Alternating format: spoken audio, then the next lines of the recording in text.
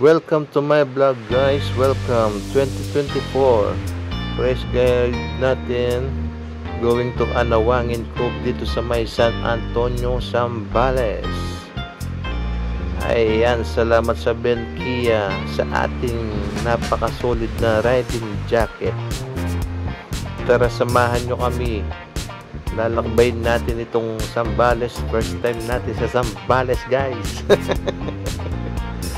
Eto, dito naharang kami ng bangkero sa daan. Ayan, 1.5 yung bangka. Dinala kami sa dagat. Sabi namin magsa-side trip kami sa Capones Island. Mamaya na kami tutungo sa Anawangin Cove. Eto nga pala yung Capones Island, napaka-solid ng buhangin. Ayan o, napakalinis. Napakalinis dito sa Capones Island, no? So 30 minutes lang tayo dito. Welcome to Capones, sa bayan ng mataas na araw. White sand, oh.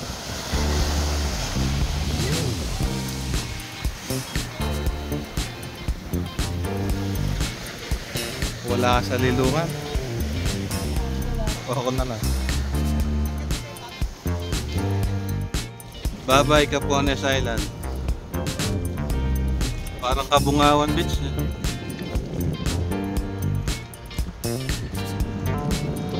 Ang laki pala sa personal.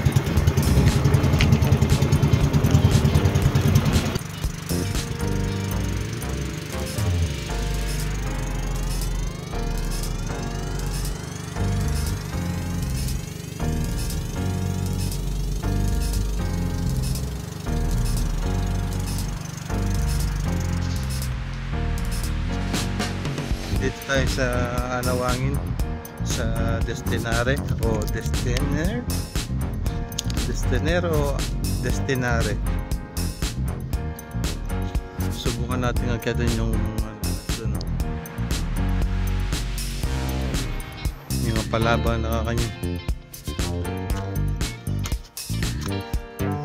Oh, gas. Ayan ah.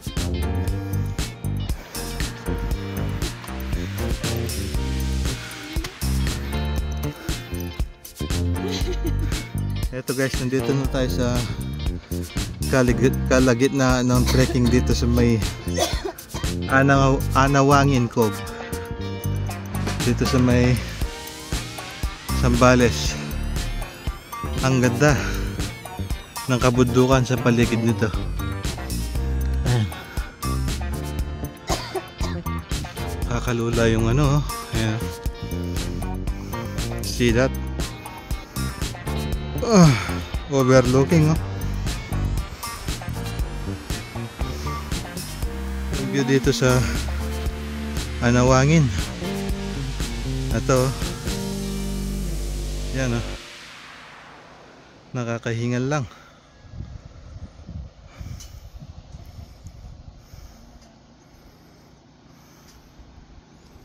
Pang cinematic, oh. Kakangalay. Area.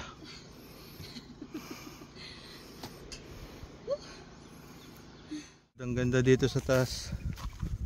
Small trekking pero napakalupit ng view. Para kang nasa Dingalan na Aurora rin, no? Pero sa Zambales to. Mataas yan. Sulit ang view. Huwag lang may cobra dyan. Ang ganda. Sulit Gandahan. Pag-akyat mo dito sa small trekking dito sa may Anawangin Cove, dito sa may Zambales. Sulit. Gi. Ikaw, ano masasabi mo? Maganda. Maganda. Gusto ko pumakit sa taas.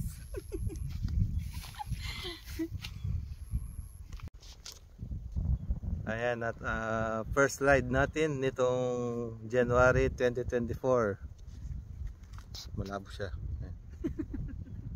Nice view. Kamukha siya ng Dingalan, no? Pero sa Zambales po ito, sa may Anawangin Cove. I love Destinare. Ano ito? Malap ko. Destinare. Oo, tandaan yan. Dahil Yan, no? yung pagpapagsakan mo. I love Destinare.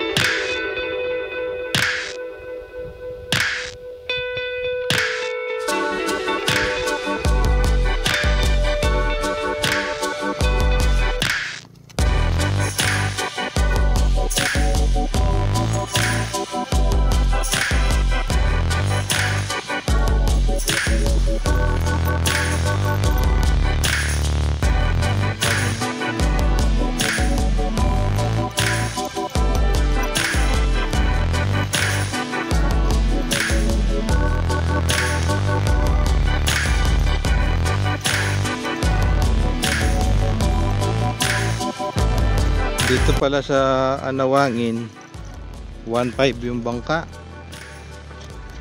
Dalawa kayo katao pwede sumakay. Hindi ko lang alam yung ano tawag dito, yung medyo malaki na bangka. Sabi nung nakausap namin 2.5 daw. Hindi ko lang alam ha. Tapos nakaano kami ng tent doon sa may sinakyan namin bangka. Binigay niya lang 200. Then yung charge dito sa Anawangin 100 pesos. Pag may sarili kang tent 100. Tapos mandatory yung open cottage, ay open table. Babayaran mo sa kanila ng 500 pesos. Tapos medyo may kamahalan yung pagkain dito. Mas magandang pumunta daw dito Friday, Saturday, Sunday. Kasi may fire dance, may mga comedy. Talagang may ganap dito. Medyo palalim ito dito.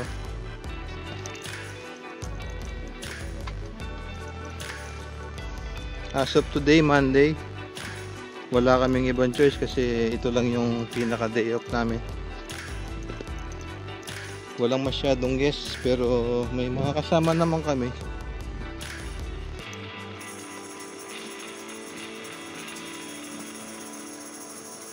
Ito madali na lang yung pababa. Yung pag-akit lang talaga yung mahirap. Kita nyo yung view, oh. Kabundukan tapos dagat.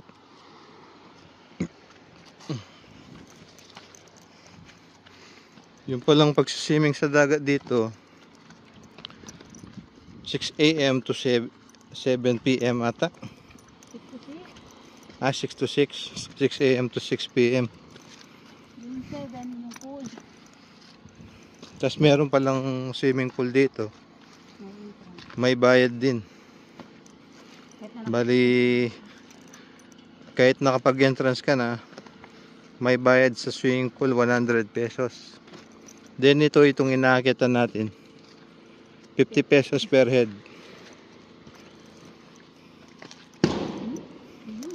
What is that? May sumabog dun.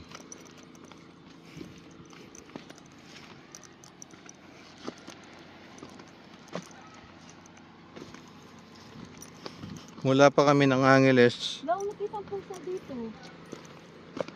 Yung biyahe namin 2 hours 40 minutes siguro.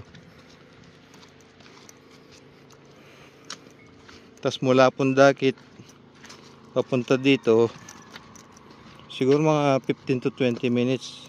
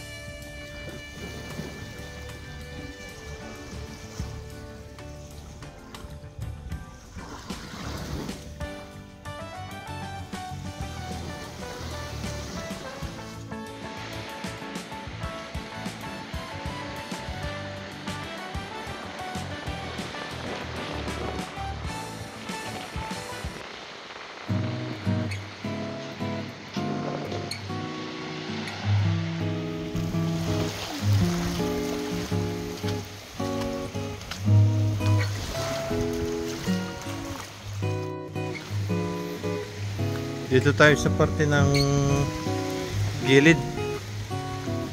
Dito sa part na medyo may bato-bato.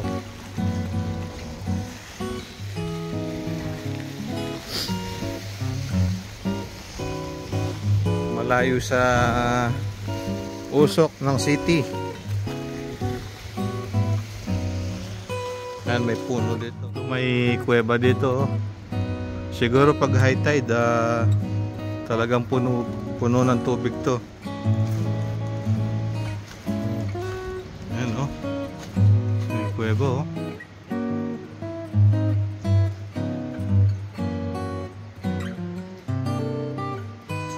Uy, paniki. Para kang nasa mo, no? Tignan mo. Dito sa part ng Anawangin sa side na may bato. May halaman doon. Dito yung parang kuweba, oh. Dito sa loob. Pero dahil matatakotin tayo, di tayo papasok dyan.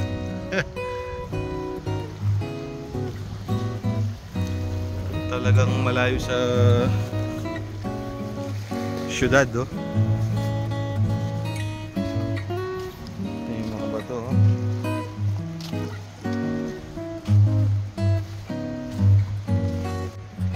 Uy!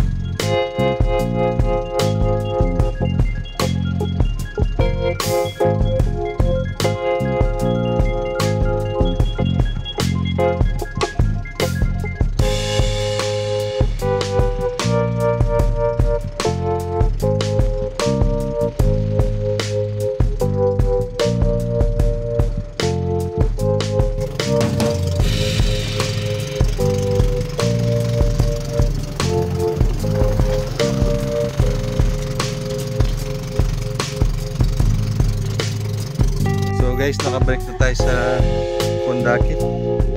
Ito pala yung pinagparkingan natin. Dito na iwan yung motor. Yung parkingan daw ng motor dito 50 pesos lang. Ngayon ko lang sa sasakyan. Siguro wala sa